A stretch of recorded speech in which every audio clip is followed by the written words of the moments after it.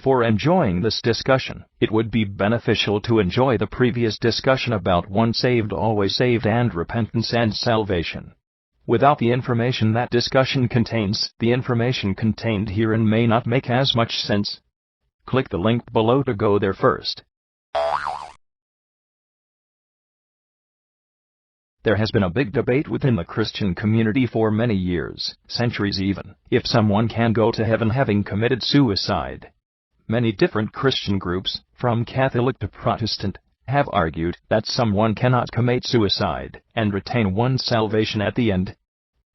As we have ascertained from previous study, especially if you took the time to view the previous discussion about repentance, all sin is forgiven at the time of salvation. Past, present and future sin are all forgiven.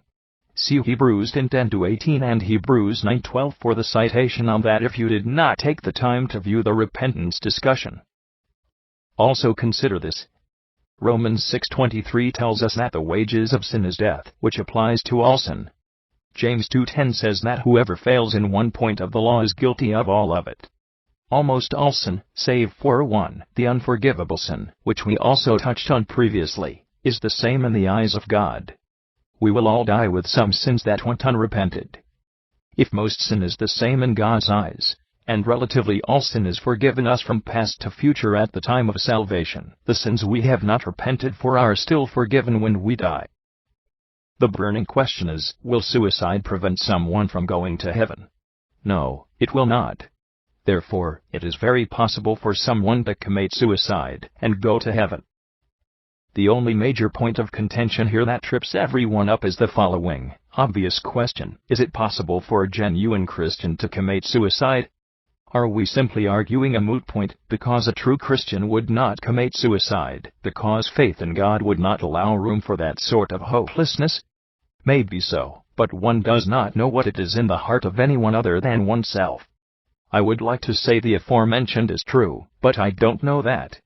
What I do know is this: in the event that someone has been truly saved by the blood of Christ, and does commit suicide, one is not simply bound for hell because of the transgression of committing suicide. The rest of the semantics are nothing more than hearsay and hypotheticals. Suicide in and of itself is not a damning transgression, and if all the circumstances are right, one can technically commit suicide and still be saved.